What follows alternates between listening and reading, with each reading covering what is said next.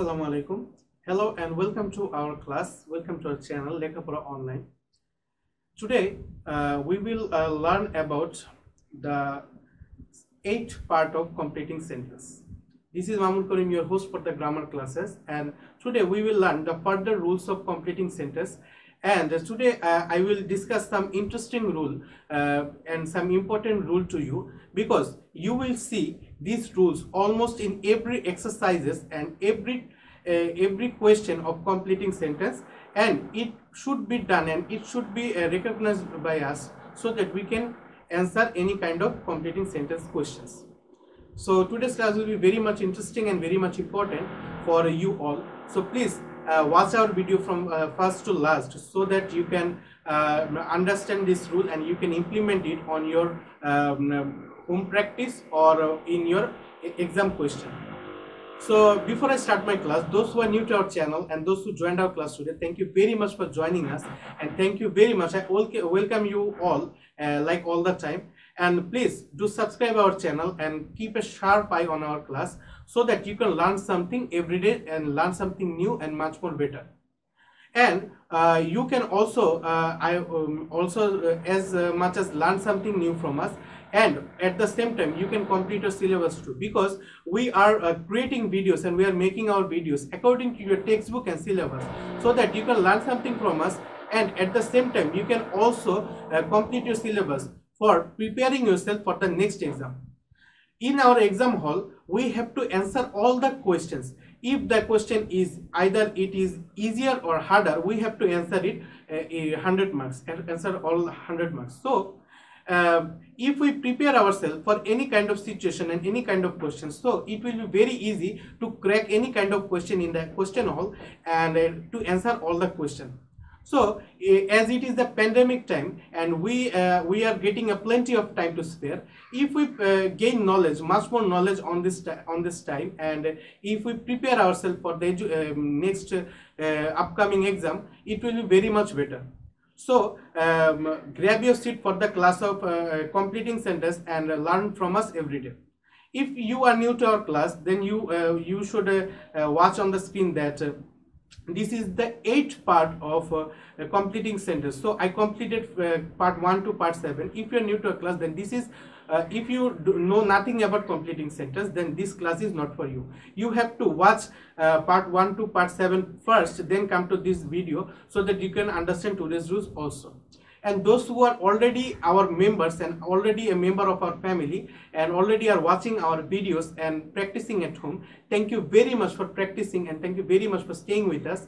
I hope that you will be a very successful student in the terms of grammar, and I hope that till now you have become an expert in the field of grammar. If you have any complaint and if you face any problem while practicing, please let me know on the comment section so that I can solve your problem. I am always ready to help you out of any kind of situation in the terms of English grammar. So no more talking, let's get started. Today we will start with rule 24, because in the previous class I rest my class with rule 23. If you didn't see that class, then please go through that class first, then come to here so that you can understand today's rule very well. And in the 24th rule, we can see some words and some sentences that we always see in the completing sentence exercises. অর্থাৎ এই যে এক্সারসাইজগুলো আছে, আমরা যত প্রকার completing সেন্টেন্সের exercise দেখব, সকল এক্সারসাইজে এই রুল 24টা অবশ্যই থাকবে। এই তিনটি সেন্টেন্স থেকে যে কোনো একটি সেন্টেন্স সেখানে থাকবে। So any kind of completing sentence exercise, we can see one of these three sentences and one of these three rules. So here are three kind of sentence: no sooner had, hardly had, scarcely had. অর্থাৎ এখানে তিনটি শব্দ দেওয়া হচ্ছে, no sooner had, hardly had অথবা scarcely had। এই তিনটি শব্দের ক্ষেত্রে আমাদের যে জিনিসটি মনে রাখতে হবে, লক্ষ্য করতে হবে, তা হলো যে যদি আমাদের no sooner had থাকে তাহলে আমাদের then বসাতে হবে, যদি hardly had থাকে তখন আমাদের when বসাতে হবে, যদি scarcely had থাকে তখন আমাদের when বসাতে হবে। অর্থাৎ no sooner থাকলে then, hardly when, scarcely when। তোমাদের সহজে মুখস্থ করার জন্য একটি শর্ট টেকনিক আমি শিখিয়ে দিচ্ছি। নো সুনার থাকলে এমনি মুখস্থ করবে, no sooner than, hardly when, scarcely when, no sooner than, hardly when, scarcely when. That's how you can memorise this rule, because you will see one of these three rules every time. So if we see no sooner, then we have to say then. If we see hardly, then we have to say when. And if you say scarcely, then we have to use when. After using then or when, we have to create a past tense, because in the rule you can see that there is subject plus V2 plus object, and we very well know that subject plus V2 plus object is used on the past tense. So আমরা past tense এর মধ্যে subject plus V2 plus object দেখতে পারবো, এবং এই তার মানে বুঝতে পারছি যে then বসাই অথবা when বসাই, অবশ্যই তার সাথে সাথে আমাদেরকে একটি past tense বসাতে হবে। তো এখানে একটি মজার বিষয় হলো যে নো সুনার অথবা হার্ডলি অথবা স্কার্সলি, এই তিনটি শব্দের অর্থ কিন্তু একই। এই তিনটি শব্দের অর্থই সাথে সাথে। যেমন আমরা মাঝে মাঝে বলি না যে সেখানে যাওয়ার সাথে সাথেই ও আমাকে ডাক দিল, বা ইন্টারভিউতে যাওয়ার সাথে সাথে আমাকে বোর্ড মিটিংয়ে নেওয়া হলো, বা ইন্টারভিউতে যাওয়ার সাথে সাথে বা ইন্টারভিউ দেওয়ার সাথে সাথে আমাকে তারা জয়েন করালো বা অ্যাপয়েন্টমেন্ট লেটার দিয়ে দিল। তো এই সকল ক্ষেত্রে এই যে সাথে সাথে কথাটি, এটিকে ইংরেজিতে নো সুনার হ্যাড অথবা হার্ডলি হ্যাড অথবা স্কার্সলি হ্যাড বোঝানো হয়। এবং মজার বিষয় হলো no sooner had, hardly had, scarcely had তিনটি শব্দই কিন্তু negative. So if we see no sooner had or scarcely had or hardly had in a sentence, then we have to understand that that sentence is a negative terms, অর্থাৎ ওই sentence গুলো এখন negative আছে। So এই সকল ক্ষেত্রে no sooner থাকলে আমরা then প্লাস past tense বানাবো, হার্ডলি হ্যাড থাকলে when প্লাস past tense বানাবো, স্কার্সলি হ্যাড থাকলে when প্লাস past tense বানিয়ে সেন্টেন্সটিকে কমপ্লিট করার চেষ্টা করব। আশা করি বিষয়টি তোমরা বুঝতে পারছো। For your better understanding, I provided some example and answer of that example so that you can understand it very well. তোমাদের সুবিধার জন্য আমি এক্সাম্পল এবং তার উত্তর দিয়ে দিয়েছি। যদি তোমরা দেখো এখানে প্রথম সেন্টেন্সটিতে আছে no sooner had I reached the station, পরের সেন্টেন্সটি যদি দেখো hardly had I reached the station, scarcely had I reached the station, তিনটি সেন্টেন্সেরই কিন্তু বাংলা ট্রান্সলেশন সেম, অর্থাৎ স্টেশনে পৌঁছানোর সাথে সাথে, স্টেশনে পৌঁছানোর সাথে সাথে যখন নো সুনার থাকবে তখন আমরা দেন বসাবো, যখন আমাদের হার্ডলি থাকবে তখন আমরা ওয়েন বসাবো, স্কার্সলি থাকবে ওয়েন বসাবো। But not like all the grammar, we have to identify and we have to check two things on this grammar. Completing sentence is much more different from other grammars, because on the other grammatical terms we just have to accurate or correct the rules and then we get the proper marks. But if we want to complete a sentence by the rules of completing sentence, then we have to check two things. We have to correct two things. The first thing is to rule, and the second thing is the compatible meaning. অর্থাৎ আমরা যেটা বোঝাতে চাচ্ছি যে শুধুমাত্র সেন্টেন্সটিকে সঠিক করলে হবে না, রুল অনুযায়ী সঠিক করলে হবে না, আমাদের এই সেন্টেন্সের সাথে সাথে একটি কম্পিটেবল, একটি সমপরিমাণ বা সামঞ্জস্যপূর্ণ একটি অর্থ বানাতে হবে। তাই এই গ্রামার যদি তোমরা করতে পারো তাহলে একই সাথে যেমন তোমরা গ্রামারটিতেও ইমপ্রুভ করতে পারবে, তারপর কিন্তু তোমরা তোমাদের স্পোকেন ইংলিশটা সুন্দর করতে পারবে। কারণ স্পোকেন ইংলিশে তো আমরা এই জিনিসটি শিখে থাকি যে কিভাবে আমরা আমাদের প্রতিদিন যে কথাগুলো বলছি সেই কথাগুলো কিভাবে আমরা ইংরেজিতে বলতে পারবো, কিভাবে শিখতে পারবো, এটি তো আমাদের শেখানো হয়। তো আমরা যদি এই বিষয়টি ভালোভাবে শিখি বা জানার চেষ্টা করি তাহলে কিন্তু আমরা আমাদের স্পোকেন ইংলিশও আরো ডেভেলপ করতে পারবো। আশা করি বিষয়গুলো তোমাদের আমি বুঝাতে পারছি। সো দেখো নো সুনার থাকলে উত্তরে দেখো দেন দেওয়া আছে, হার্ডলি থাকলে ওয়েন দেওয়া আছে এবং স্কার্সলি থাকলে ওয়েন দেওয়া আছে। তারপর একটি পাস্ট টেন্স, এখানে তিন জায়গায় একটি সেন্টেন্স ব্যবহার করা হয়েছে, দেন দ্য ট্রেন লেফট বা ওয়েন দ্য ট্রেন লেফট অথবা ওয়েন দ্য ট্রেন লেফট। এখন একটি মজার বিষয় হলো আমি যদি এখানে ট্রেন লেফট না দিয়ে আমরা যদি দিতে পারি যে no sooner had I reach the station then I started swimming, অর্থাৎ হলো দেখো নিয়ম অনুযায়ী কিন্তু ঠিক আছে, একটি পাস্ট টেন্সই আমি দিয়েছি, কিন্তু the translation of the sentence is not compatible. কারণ আমরা স্টেশনে যাওয়ার সাথে সাথে সাঁতার শুরু করেছি, স্টেশন কি সাঁতার করার জায়গা? অবশ্যই না। তার মানে আমরা বুঝতে পারছি যে এখানে শুধুমাত্র যে আমাদের রুলটি সঠিক থাকলে হবে না, আমাদের অর্থটি মিলাতে হবে। তাই মনে রাখতে হবে অর্থ মিলের ক্ষেত্রে আমাদের অবশ্যই বেশি সতর্ক থাকতে হবে।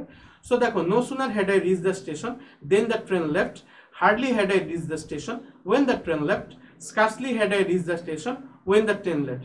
That's how we can complete the sentence. I hope that you all understood the rule and you all are getting the points that how we can complete this sentence according to this rule.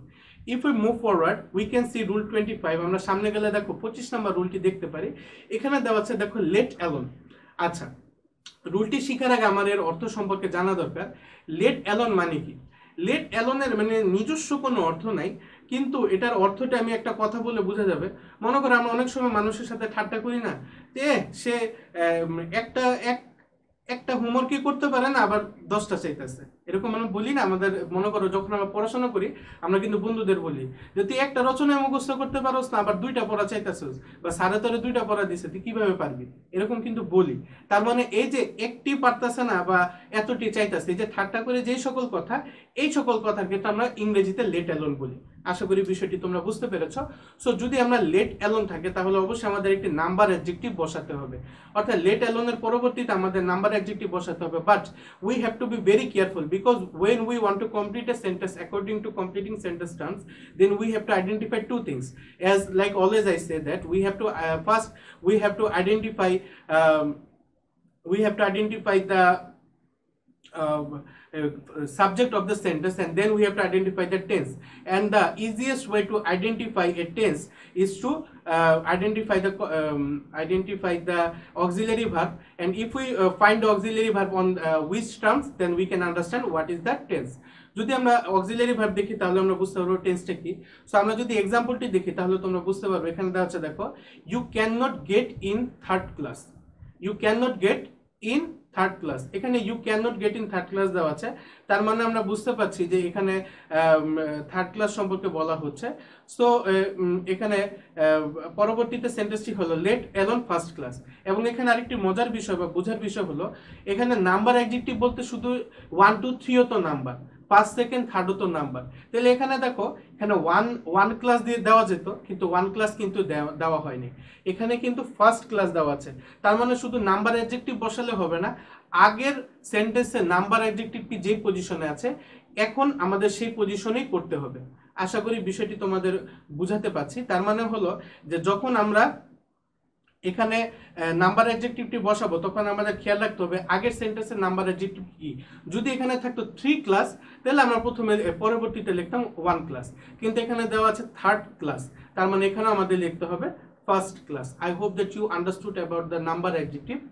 যদি তোমরা বুঝে থাকো আলহামদুলিল্লাহ অনেক ভালো, যদি না বুঝে থাকো তাহলে আমাদেরকে আবার কমেন্ট করে জানাবে, আমরা তোমাদেরকে ফার্দার এগুলো দেওয়ার চেষ্টা করব। তো যাই হোক, তো আশা করি বিষয়টি বুঝতে পেরেছ। এবং তোমার 24 এবং 25 নম্বর রুলটি আমি আশা করি যে তোমরা সবাই এখন বাসায় প্র্যাকটিস করতে পারবে। বাসায় প্র্যাকটিস করার জন্য অবশ্যই একটি কাগজ কলম নিয়ে বসবে এবং সাথে সাথে আমাদের এই রুলগুলো তুলে নিবে, যাতে করে খুব সহজেই সেন্টেন্সগুলোকে কমপ্লিট করতে পারো। তো আমাদের ক্লাস যদি তোমাদের ভালো লেগে থাকে অবশ্যই লাইক বাটনে ক্লিক করবে, সহপাঠীদের সাথে শেয়ার করবে এবং আমাদের চ্যানেলটিকে সাবস্ক্রাইব করবে। পরবর্তী নোটিফিকেশন যাতে অতি দ্রুত পেয়ে যাও এজন্য বেল আইকনটি প্রেস করে রাখবে। আজ এই পর্যন্তই, আগামী ক্লাসে আবার হাজির হব ইংরেজি গ্রামার অর্থাৎ কমপ্লিটিং সেন্টেন্সের পরবর্তী একটি অংশ নিয়ে। সে পর্যন্ত সবাই ভালো থাকবেন, সুস্থ থাকবেন এবং অবশ্যই নিরাপত্তা বজায় রাখবেন, এবং যাতে করে আমরা এই প্যান্ডেমিক থেকে খুবই ভালোভাবে মানে বাঁচতে পারি। এবং সবাই অবশ্যই বাসায় প্র্যাকটিস করবেন, যদি সমস্যা হয় আমাকে কমেন্ট করে জানাবেন। আসসালামু আলাইকুম।